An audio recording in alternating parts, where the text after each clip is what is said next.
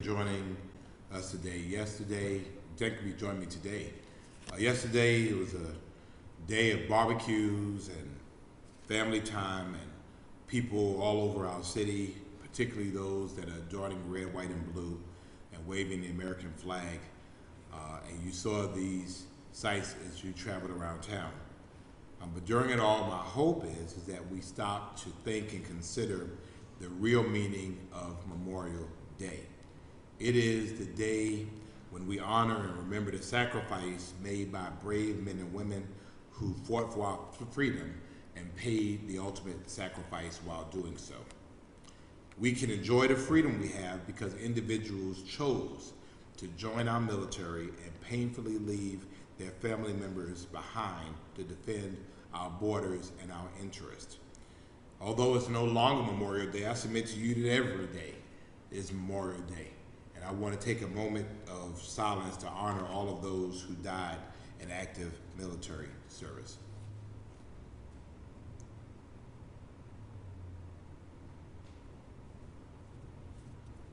Thank you. Yesterday, I participated in the 2022 Memorial Day commemoration program sponsored by the William P. Jordan American Legion Post 500, of which I am a proud member. It was a dignified and solemn observance at the Laurel Grove South Cemetery with Post 500 Commander James Putney Jr.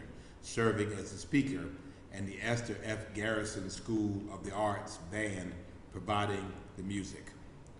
It was also announced that going forward, the Savannah Memorial Day commemoration services will be co-sponsored by the Post 500 and the Veterans Council, and will alternate between the Laurel Grove South Cemetery and the Bonaventure Cemetery. I thank these two prestigious organizations for resolving to work together, and we look forward to seeing everyone at Bonaventure Cemetery on Memorial Day 2023, which is May the 29th. It's also time to register for June's First Tuesday tour of City Hall. On this tour, you will find out fascinating facts about our beloved building, about city government, and get an up-close look at some of the city's archaeological gems. The tour is offered on Tuesdays, this Tuesday, June the 7th at 12 noon. And capacity, understandably, is limited and registration is required. Visit savannahga.gov/First Tuesday Tours, savannahga.gov/First Tuesday Tours to register or email archives@savannahga.gov, archives@savannahga.gov for more information. The deadline for artists to submit proposals to install artwork on City of Savannah storm drains is June the 5th. This is absolutely really cool. Our cultural resources and water resources departments have partnered up for this really cool initiative, and we're seeking bold and original designs that call attention to our waterways, reduce pollution, and protect our local ecosystems. Proposals from artists from all backgrounds and abilities and who are local. We want local folks, Savannah Strong, Savannah First. We are encouraging them to apply. This program has already gained a lot of interest, and I cannot wait to see the creative artwork that will bestow the drains in Savannah. You can find out more information about this program, and you can apply online by going to savannahga.gov/storm drain art. savannahga.gov/storm drain art. Next Monday, June the 6th, I'm pleased to partner again with the Working Savannah Task Force as we present our second union job fair. The Savannah Central Labor Council and its 37 affiliated local unions will provide information as well as about well-paying job opportunities, internships in various crafts and fields to include film production and stagehands. Many of these job opportunities are local, they're union jobs, so I want to see local people working these opportunities. And the way you work them is you become a part of the union. So the job fair will be held on next Monday, June the 6th, from 12 noon to 6 p.m. at the Savannah Civic Center lobby. And I'm asking for the help of our media and community partners to help us get the word out, and we will be sending out a press release with the information as well, hopefully today. I do not, this is just on my mind, but I don't think that there is a Savannah who is not deluged with endless phone calls, endless text messages, and postcards asking to pay cash for homes. I got a call this morning. I am tired of it. I am sick of it.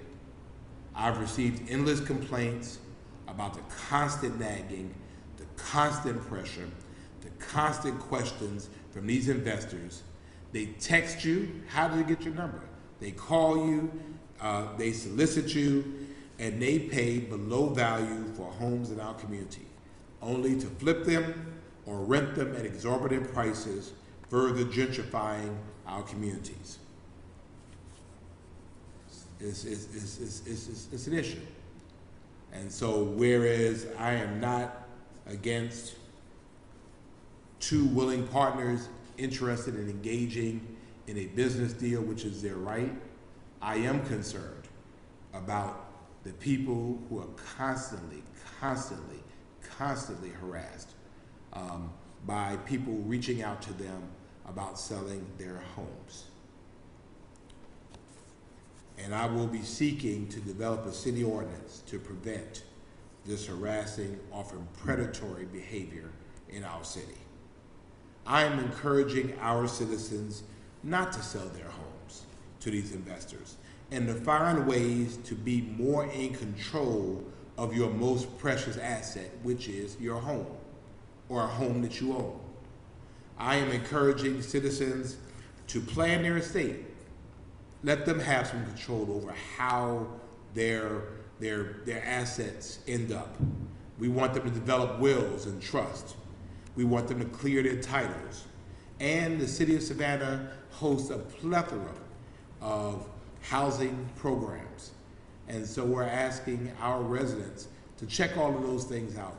You should not be pressured. If you're interested, then you should be able to call them. But they should not be pressuring our citizens in the way that they've done it. Also on my mind this morning, I also hear continuously of egregious increases in rent, often to the tune of several hundred of dollars in a very short period of time. And while this practice, unfortunately, is completely legal in Georgia, it often imposes additional and unreasonable hardship and stress on those who can least afford it. Very few people in our community or anywhere can absorb an immediate 20, 30, 40, in some cases 80% increase in rent. So while we do what we can to seek legislative remedies to help people, as our Housing Savannah Task Force and now Housing Savannah Incorporated finds ways to create affordable housing, we have to do what we can by working with our community partners to make sure housing, is affordable. I'm a landlord myself, and certainly I just think it's unconscionable. I think, prices of things go up, and so modest increase in rent is expected, and certainly should be communicated well in advance. But to jump rents up $400 or $500 at the end of somebody's lease, to me, is just wrong. It's just wrong.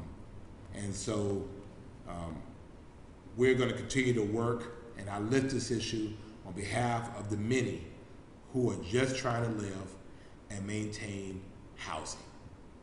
So you'll be hearing more about those efforts as it relates to housing. We're going to do what we can on our side of the coin to make sure that housing is affordable, accessible, and available for City of Savannah residents. We need our community partners and our business owners and our landlords also to be helpful in this and again, not create and exacerbate the issue. So, offer my soapbox for today. Summer Fun and Safety 2022 is finally here, and we are excited to begin our amazing lineup of camps, activities, and summer internship opportunities. Also, our pools are open, and we're hoping that families take advantage of these resources, and this provides an opportunity for fun and relief from the heat as the summer continues. And to find the pool schedule, we want you to visit savannahga.gov/aquatics, savannahga.gov/aquatics. Starting this week, the Office of Marketing and Communications will be highlighting summer fun and safety initiatives every Wednesday throughout the summer. And so we want you to make sure you follow us on Facebook, Instagram, Twitter, and TikTok at City of Savannah if you have not already. And for more information about all of our summer camps, pop-up activities, and employment opportunities, please visit savannahga.gov/summerfun. savannahga.gov/summerfun. I'm also now excited to promote that eligible Savannah homeowners that occupy their home can apply for small home repair grants or loans provided by the city. Homeowners can use the funding to purchase materials installed by volunteers and to hire contractors of their choice to perform approved work. Household income restrictions apply for some funding sources, and this is not a whole house renovation or an extensive home remodeling program, but as I said earlier, it provides some breathing space and an opportunity for someone to be able to maintain their home. And so we want you to visit savannahga.gov/homeowner repair, savannahga.gov/homeowner repair for more information. Again, we're going to do what we can do. The Harambe House Incorporated is accepting applications for its upcoming worker education and job training program. I've been very proud of the work of the Harambe House and Dr. Mildred McLean in being able to help people get from there to here. And so this training offers skills to include the OSHA 10 certification, along with other safety certifications in lead awareness, heat stress, medical waste management, emergency preparedness, hazardous communications, global harmonization systems, asbestos awareness, and disaster response. All of these participants will receive assistance with job placement. And many of these participants, these graduates, are able to find jobs in industry right here in our city. Classes will take place at the YMCA at 1110 May Street from June the 6th to June the 29th. June the 6th to June the 29th. And so for more information about the Harambe House Worker Education and Job Training Program, please call 912-429-3407, 912-429-3407, or visit their website at Harambe, HARAMBEE, house.net. As a reminder, as we continue to lift people up, applications are still being accepted for the eMERGE Job Training Program to provide employment training scholarships for income-eligible residents of Savannah. Eligibility is based on the U.S. Department of Housing and Urban Development income requirements.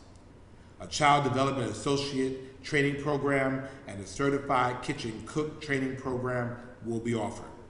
These programs will defray the cost of tuition, equipment, and supplies associated with job certification programs. We're asking for everyone to spread the word also to small business owners that you know that funds are still available for small businesses impacted by COVID-19.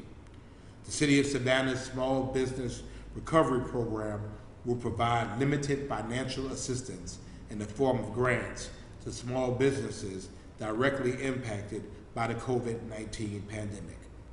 Eligible businesses may receive up to $10,000 in federal grant funds made available by the U.S. Department of Housing and Urban Development. For more information and eligibility requirements, visit www.savannahga.gov/SBRP, www.savannahga.gov/SBRP, or call 912-651-6488. Last week, I had an opportunity to meet with officials in D.C. and Atlanta from the U.S. Department of Housing and Urban Development about ways and means that we can work together, particularly to enhance security options both physically and structurally around our various housing developments in our city. We recognize that these are very densely populated places within our city, and we recognize we've had some challenges. And so we're pleased to continue to work with our Housing Authority of Savannah, its director, Erlene Wesley Davis, and now we're asking for federal help and assistance with the necessary funds and resources to be able to help us get to where we need to be. Also, tomorrow is the first day of June, and a dreaded day for me in a way, because the start of the 2022 hurricane season begins. However, we've had our first storm already.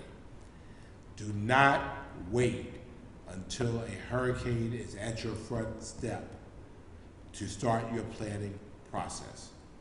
We want you to take the time to review your family's disaster plan and to make sure you know where to go if told to evacuate. Visit ready.gov to find resources. Ready.gov/plan. Ready.gov/plan to find resources and information on what your plan should entail. Storm surge is certainly the most dangerous part of a hurricane, and it's certainly true here in Savannah. We certainly remember the last time we evacuated, it came down and there was water all over River Street, literally. But during your planning, know what evacuation zone your home is in. Have those conversations with your family. Know where you are going. Don't just show up at your neighbor's door or your cousin's door in Atlanta just because that's where you went last time. Make sure that they know that you're coming. Make sure you know that your car is able to handle a trip. Have those eventualities. Have you a go bag with stuff that you already need. Make sure you have your medications. Make sure you know where your mama is going, where your daddy is going, where your elderly grandparents are, where people who are disabled, or make sure you know where they're going to go. Your pets, make sure where they're going to go. Take the time to plan now. And so for more information about all of those things, you can go to chathamemergency.org, chathamemergency.org/prepare now. chathamemergency.org/prepare now. And if you want to know about evacuation zones, you go to chathamemergency.org/prepare now/evacuation zones. To receive updates about potential hurricane impacts or current weather events from our partners at the Chatham Emergency Management Agency, text CEMA, C-E-M-A, to 77295. Also, plan to attend, as I will, the Chatham County Hurricane Expo from 8:30 a.m. to noon on June 11th at Oglethorpe Mall. Our city emergency management staff will be in attendance to give important information about the city's plans and city resources to our residents. As we continue through hurricane season, I will review different topics related to hurricane preparedness and what to do about protecting your family and your pets and those that you love. Finally, last night, Chief Gunter and I were at the hospital. We had a shooting. Details are still relatively sketchy, but just appeared to be some foolishness again. Fortunately, the people involved are going to be okay. Thank God for that. And thank God that the police department has quickly made an arrest. And that was while we were at the hospital. And so I thank Chief Gunter and the team that were quickly engaged and involved. I want to thank the citizens there who gave us the critical information that we need. It's summertime, and we know what happens in summertime. And I just will, again, not allow gun violence to be the narrative of our city. And we're going to continue to do all we can. We need, and what we're asking for, is the opportunity to make sure that we are strongly prosecuting gun-related crimes, and I want to make sure that we're able to arrest those even with misdemeanor offenses. We need that opportunity. There are people sometimes that, the difference between a misdemeanor and a felony is literally a thin line. And so there are opportunities by which our police department is able to arrest someone on a misdemeanor, but we can't necessarily hold them at this time. And again, we recognize the challenges at the Sheriff's Department, but we need to find something. So maybe we need to take them somewhere else or something. But we have to be able to get these people off the street, because many of them know that for a misdemeanor, they're not going to be held. They're going to be released back out of the streets. So again, that's a system issue that we're going to have to fix. Again, I've reached out already to our judicial partners. I've reached out to our prosecutorial partners, and certainly we'll reach out to our friend, the sheriff. What can we do that, that particular misdemeanors that we're able to hold them? Because sometimes in holding them, we're able to find out other information that we can develop. Them being back on the street helps nobody. And so we're going to continue to work very hard towards that. So that is my prepared remarks and my soapbox for this day, and I'm able to entertain any questions you may have. Mr. Mayor, first of all, I was listening to you talking about folks getting peppered with these proposals to buy the homes. I'm in Baldwin Park. I got a lot of neighbors that are older folks. They're getting those. I get at least 2 or 3 a day. A lot of the folks that are getting them are thinking, this house is getting to be too much for me. It needs this, it needs that. I can't afford it. And you also mentioned that you have a program to help people do these jobs around the house. I wonder, first of all, what's the maximum that would be allowed? Say somebody needs their house painted. A lot of these folks don't even have air conditioning in their homes. Well, it depends. Let me go to your first point first. So, and we know as people get older, the kids are out the house is too much. The way our housing market is right now, they could sell that house on the market. It might be a little bit more involved, but the fact is they'll get a bunch more money. When people are investing, particularly these folks, they go, because I've tried them, I know what my houses are worth. And so when I tell them what the house is worth, they don't want to purchase it for that. They want to purchase it for well below what the house is worth. And really the gimmick is, quick, cash offer, we're going, no closing costs, we're going to move this thing along. But the fact of the matter is that you're giving up your house, but you're giving up your equity, you're giving up your value. And so, we have some great realtors here in our city. They work well with a variety of populations. If the house is too much, call your realtor and sell it where you can get the most value for your home, instead of giving somebody else the most value for your home. And we've seen that. The houses get sold, they get flipped, or they get rented, and it's well more than the house ever was. And so, again, with the housing market the way it is, I think citizens will be best served in being able to do it themselves. As it relates to the housing assistance, I think it depends on the home. It depends on the person applying. But again, herein is grant opportunities and loan opportunities, low-cost loans. The goal, hopefully, is to keep people in their homes. Our challenge is really to talk about, and I'll be doing something soon about estate planning, because folks just don't have wills. We just don't think we're ever going to die.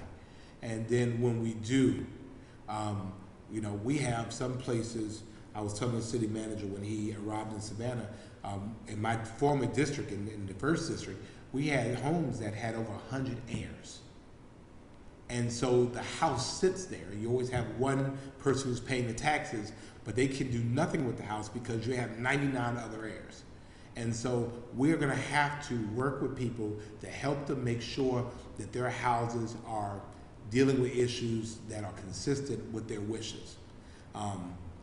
We've used eminent domain. People talk about it, but the eminent domain is a function for us to be able to clear title, just to make sure that we clear from 100 heirs to no heirs. Then we're able to now clear the title, and the house can now be bought. It can be renovated, to somebody who's going to take care of it. So again, we have a whole host of activities and things that we do.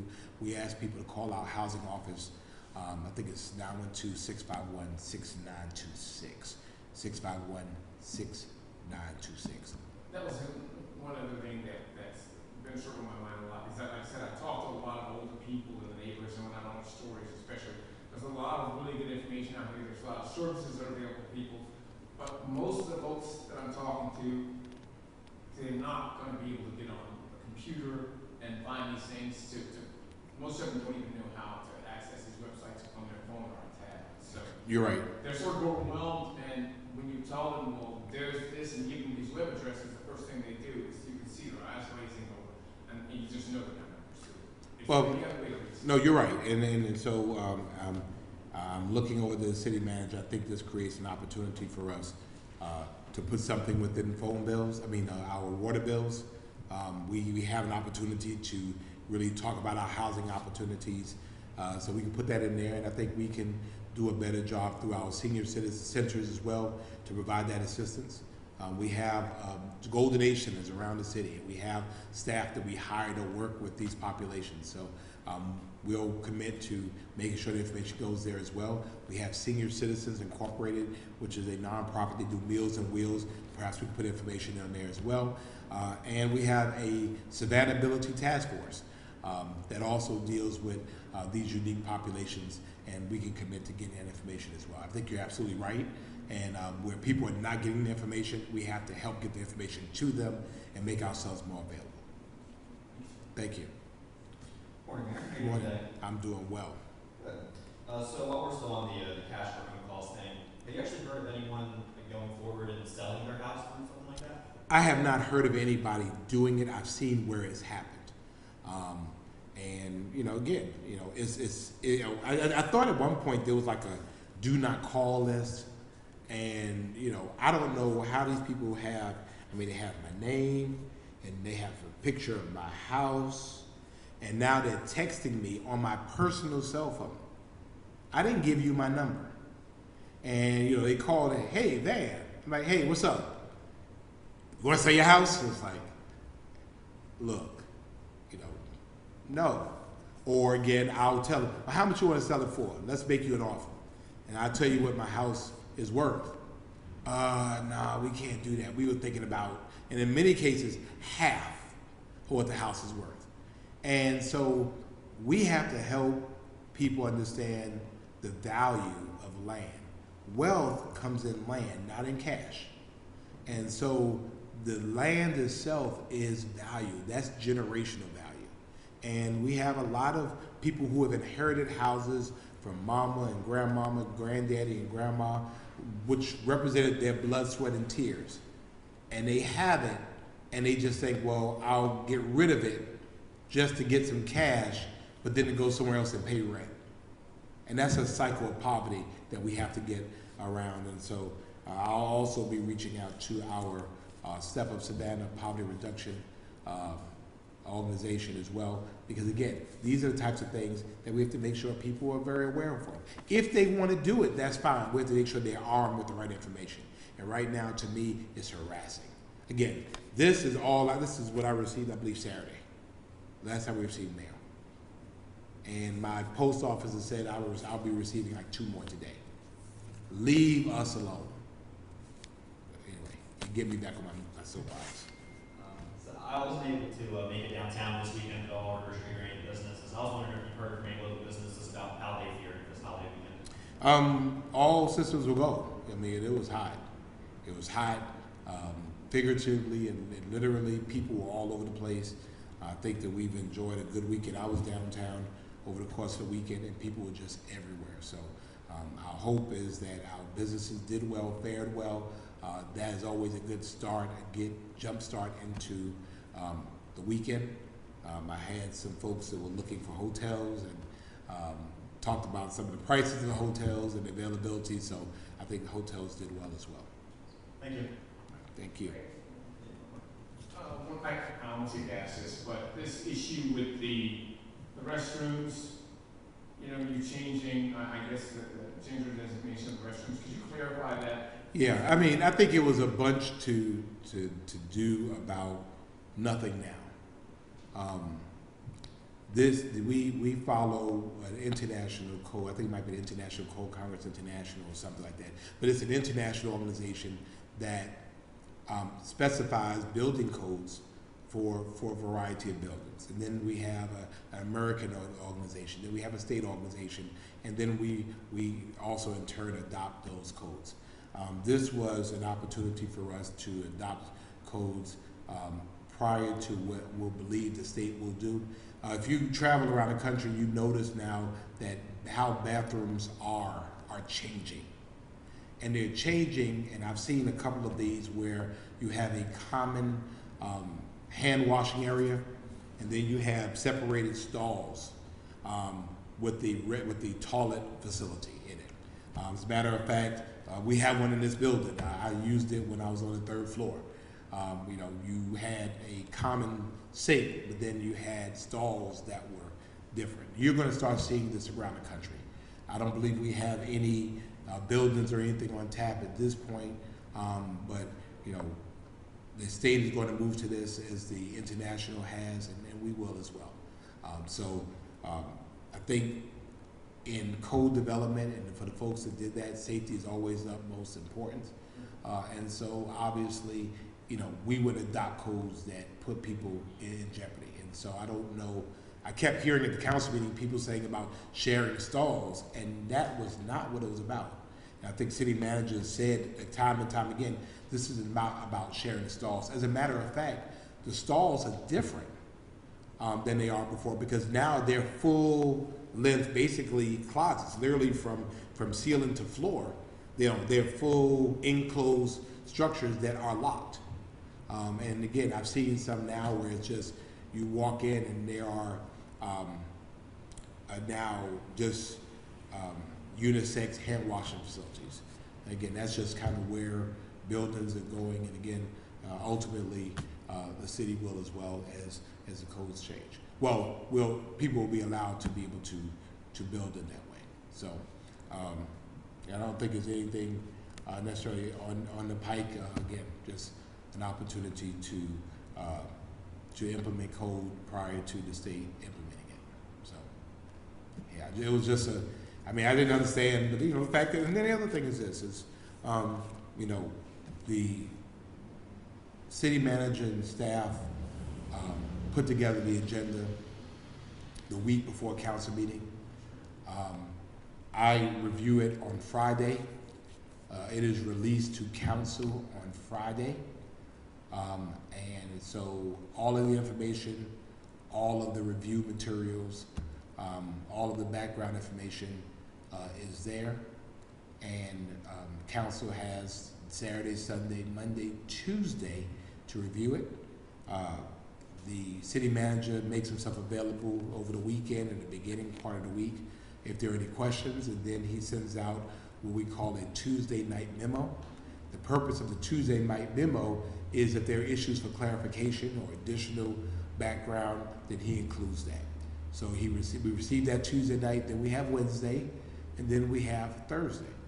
And so then council members have this information. They have the opportunity to ask questions of the city manager. It is important for us to be able to do our research, be able to call the city manager, call any member of his executive team, and ask the questions that we want to have answered.